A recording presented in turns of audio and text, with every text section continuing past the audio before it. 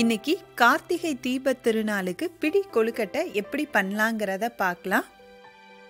First ஒரு table spoon பாசிப்பருப்பு எடுத்துட்டு மீடியம் ஃப்ளேமில் வச்சு இதை லைட்டாக வறுத்துக்கலாம். இதை லைட்டாக செவக்க வறுத்ததுக்கப்புறம் இதை எடுத்து தனியாக வச்சிடுறேன்.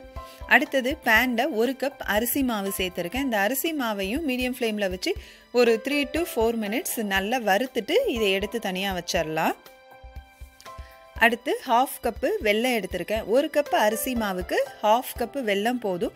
உங்களுக்கு ஸ்வீட்டு கொஞ்சம் அதிகமாக வேணும்னா எக்ஸ்ட்ரா ஒரு 1/4 கப்பு வெல்லம் சேர்த்துக்கலாம். இப்போ இதில் கொஞ்சமாக தண்ணி ஊற்றி இந்த வெல்லம் நல்லா கரையிற வரைக்கும் இதை கொதிக்க வச்சிடலாம். இதுக்கு கம்பி பாகு அதெல்லாம் வரணுங்கிற அவசியம் இல்லை. வெல்லம் கரைஞ்சி லைட்டாக கொதிக்க ஆரம்பித்த உடனே நம்ம இதை எடுத்து வச்சிடலாம். இப்போ கொழுக்கட்டை மாவு ரெடி பண்ணிடலாம். வறுத்து வச்சுருந்த அரிசி மாவு, ஒரு 1/4 டீஸ்பூன் ஏலக்காய் தூள், நல்லா வறுத்து வச்சுருந்த பாசிப்பருப்பு சேர்த்தாச்சு. இப்போ வெள்ளைப்பாகையும் ஃபில்டர் பண்ணி இந்த மாவோடு சேர்த்துடலாம்.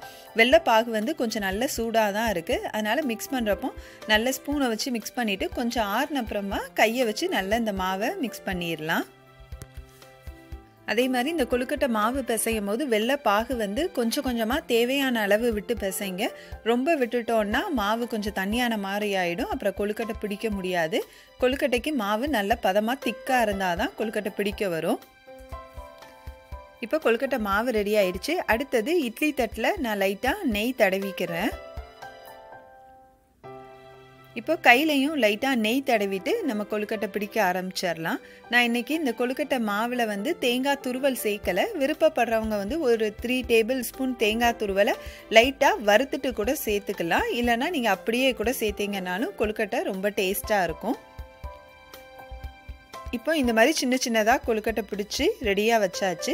அடுத்தது இதே மாவை யூஸ் பண்ணி இந்த கொழுக்கட்டை மாவுலேயே சின்னதாக விளக்கு மாதிரி பண்ணலாம். நம்ம சாமி முன்னாடி நெய் விட்டு திரி போட்டு ஏற்றுறதுக்காக சின்ன உருண்டையாக பிடிச்சிட்டு இந்த மாதிரி ஆயில் ஸ்பூன், சின்ன ஸ்பூன் இருந்ததுன்னா அதை வச்சு லைட்டாக ப்ரெஸ் பண்ணிங்கன்னா உள்ளே அந்த விளக்குக்கு குழி மாதிரி அழகாக வந்துடும்.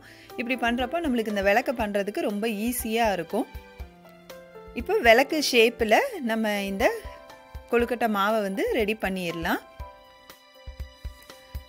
அதே மாதிரி கொழுக்கட்டை மாவு நல்லா சாஃப்டாக நல்லா பிசைஞ்சாதான் விளக்கு பண்ணுறப்போ இல்லைன்னா கொழுக்கட்டை பிடிக்கிறப்போ அதில் கீரல் எதுவும் விழாமல் நல்லா வரும்.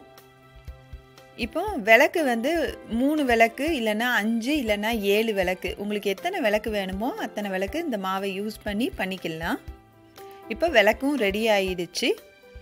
அந்த விளக்கை நெய் விட்டு திரி போட்டு ஏற்றுறதுக்கு முன்னாடி அதுக்கு கீழே இந்த மாதிரி ஒரு சின்ன தட்டு மாதிரி நான் விளக்கு முன்னாடி வைப்பேன். அதையும் இது கூடயே வச்சு நம்ம இட்லி தட்டில் வச்சு அவிச்சு எடுத்துக்கலாம். இப்போ கொழுக்கட்டை பண்ணி ரெடியாக எடுத்து வச்சுருக்கிறேன். இட்லி பாத்திரத்தில் வச்சு அவிச்சு எடுத்துடலாம். நான் இன்றைக்கி 3 விளக்கு தான் பண்ணியிருக்கேன். இப்போ இது ஒரு 5 to 10 minutesல இந்த கொழுக்கட்டை நல்லா வெந்துடும். இப்போ பாருங்கள், கொழுக்கட்டை நல்லா வெந்துடுச்சு. இதை ஒரு சின்ன ஸ்பூன் வச்சு நீங்கள் அந்த கொழுக்கட்டையில் குத்தி பார்த்தீங்கன்னா அதில் மாவு ஒட்டாமல் வரும். அப்போ கொழுக்கட்டை ரெடி ஆயிடுச்சுன்னு அர்த்தம். இப்போ கொழுக்கட்டை சூப்பராக ரெடி ஆயிடுச்சு. இந்த விளக்கில் நெய் விட்டு திரி போட்டு நம்ம கார்த்திகைக்கு நம்ம சாமி முன்னாடி ஏற்றிக்கலாம். இந்த மாதிரி இந்த திருக்கார்த்திகைக்கு கண்டிப்பாக நீங்களும் இந்த கொழுக்கட்டையை ட்ரை பண்ணி பாருங்கள்.